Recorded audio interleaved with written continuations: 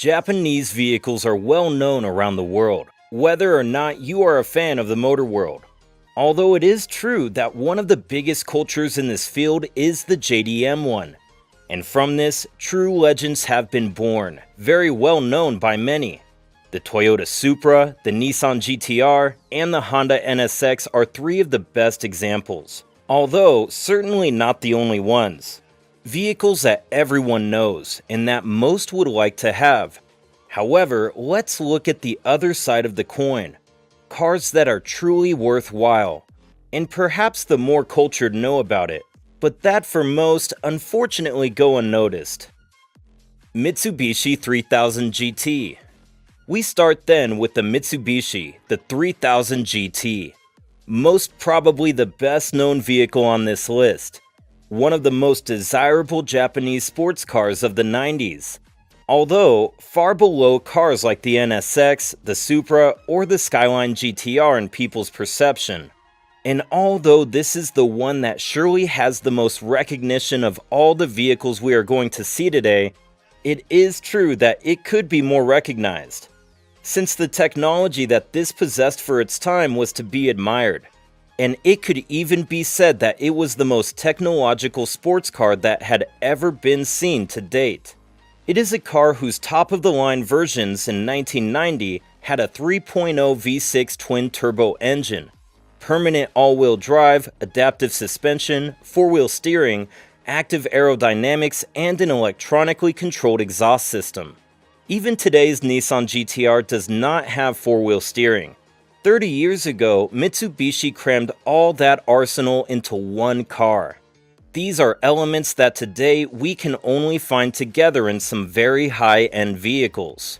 Without a doubt, its active aerodynamics was its most impressive weapon. Its front lip was deployed and the rear spoiler was tilted 15 degrees more from 80 km per hour or 50 miles per hour, thus achieving a greater downforce. The car's character was transformed by its adaptive suspension, with sport and touring modes, and driver-controlled exhaust butterfly valves. The downside of all this technology was that it made the car very heavy, 1,720 kilograms or 3,800 pounds. Despite this, it was able to do 0 to 100 kilometers per hour or 0 to 60 miles per hour in less than 6 seconds. And exceeded 250 kilometers per hour or 155 miles per hour. Subaru SVX. In 1991, Subaru presented one of its most special models, the SVX. Its mission was to show what the automaker was capable of. It was born in the heyday of Japanese sports cars, but, as usual, in the brand with a different concept than its rivals. Subaru then brought to light a coupe with the American market as a clear objective, and in which safety, comfort, and all-wheel drive were the protagonists. Much more than an evolution of the Subaru XT, the SVX was an expensive project in which Subaru wanted to capture their know-how and show what it was capable of. The result was a very comfortable Grand Tourer, with the construction quality well above average, an excellent engine, and a gearbox that was its doom. The lines of the Alcyone, as it was called in the American and Japanese market, are the work of one of the most important designers in history, Giorgetto Giugiaro. It then had a very aerodynamic and avant-garde design, with the CX of 0.29 that was among the best of the time. Under the hood, the brand installed an excellent boxer engine with 6 cylinders and 24 valves with variable intake system, and 3.3 liters of displacement that developed 230 horsepower. It offered a type of all-wheel drive that allowed automatic torque distribution depending on the grip of each axle. Its Achilles heel ended up being its gearbox. Since it overheated excessively, this shortened its life drastically. Mazda MX-6. Another of the cars known worldwide, both by fans of the automotive world and others, is the Mazda MX-5. However, when those acronyms are followed by the number 6 instead of the 5, things change. The Mazda MX-6 was introduced 2 years before the Miata. had 2 generations throughout its commercial life, and was on sale for a full decade. The first generation dropped in the United States in 1988, and was later sold in Europe as the 626 Coupe. It was a large coupe with a modern look, because 3 decades ago, sharp, edgy designs and so on were becoming very fashionable. But even more modern was the fact that in the United States, an advanced 4-wheel steering system, which Mazda called 4WS, or 4-wheel steering, was offered as an option. The 4WS system ensured greater ease of maneuvering over short distances, since up to 35 km per hour or 22 miles per hour, the rear wheels oscillated in the opposite direction to the front wheels. A second generation was introduced in 1992. The sharp edges were abandoned and a rounded and smooth design was chosen. Of course, the 4-wheel steering remained as one of the hallmarks of this Mazda MX-6. This last generation offered a 2.5-liter V6 and 167 HP. Certainly seems underpowered when compared to other more popular JDMs. Suzuki Cappuccino. 2-seater, convertible, small, affordable, and rear-wheel drive. That brief description undoubtedly brings to mind the Mazda MX-5. Although, there was a time a couple of decades ago when a Suzuki model also allowed all of these characteristics. Generally, when the name Suzuki is mentioned, the first thing that comes to mind is usually some unnoticed car or motorcycle. However, the Japanese company has produced underrated cars such as the Cappuccino. Its development concept shared much of the philosophy of the Mazda MX-5, although there were also features that made it a quite different model.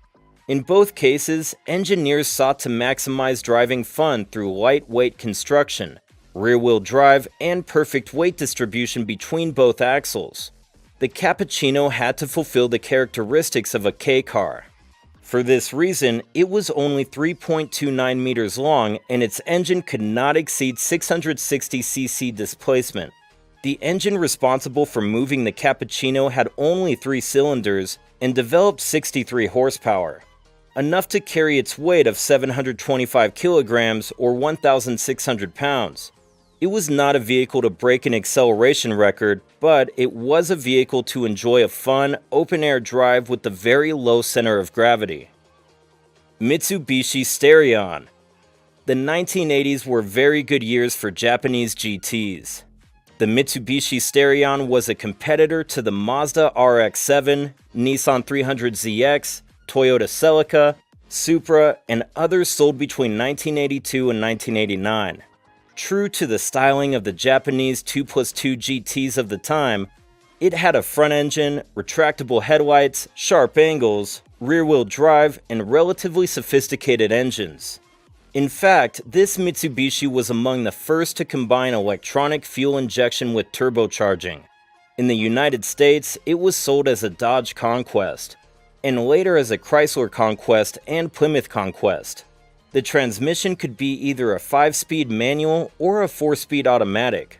Although, at the time, the automatic was not exactly a very sporty option, both in this brand and in most. The engine had 2 main blocks, a 2.0-liter inline-4 and a 2.6-liter inline-4, the latter generating 200 horsepower. In addition to 4-wheel independent suspension, it also had a self-locking rear differential and ABS, although only at the rear. The weight distribution was balanced and had a reputation for having a good chassis. The weight was contained for the time, and also for today's vehicles. Depending on the version, it was between 1,230 and 1,320 kilograms, or between 2,700 and 2,900 pounds. It was a fun car, although, once again, it could not compete with the most popular JDM. It did 0 to 100 kilometers per hour or 0 to 60 miles per hour in 8 seconds and had a top speed of 215 kilometers per hour, or 130 miles per hour. Mazda Unos Cosmo. The so-called JC series of the Cosmo began production in 1990 under Mazda's Unos brand. Aesthetically, it exudes elegance, but still offered good performance. And its engine was one of the most striking factors of this generation. Under the hood, it could have a 13B RE twin-turbo engine, although the most acclaimed was the 20B, a 3-rotor Wankel rotary engine. It offered 300 horsepower in its supercharged variant, which allowed it to reach 255 kilometers per hour, or 158 miles per hour without limitations, as it could only reach 180 kilometers per hour or 112 miles per hour as standard due to the country's regulations. This luxury coupe was very important for the Japanese manufacturer, since it was one of the most technologically advanced cars of its time. So much so that it was the first mass-produced car to incorporate a GPS navigation system, an element that until a few years ago only a limited number of vehicles offered. In addition to this coupe included a touchscreen through which elements such as GPS, telephone, radio, or climate control could be controlled. Such an amount of technology in the first half of the 1990s was not commonplace, which meant that the vehicle was not exactly cheap. This had an impact on its sales, and only 8,875 units were sold in Japan. In a way, it could be said that it ended its production on a high note.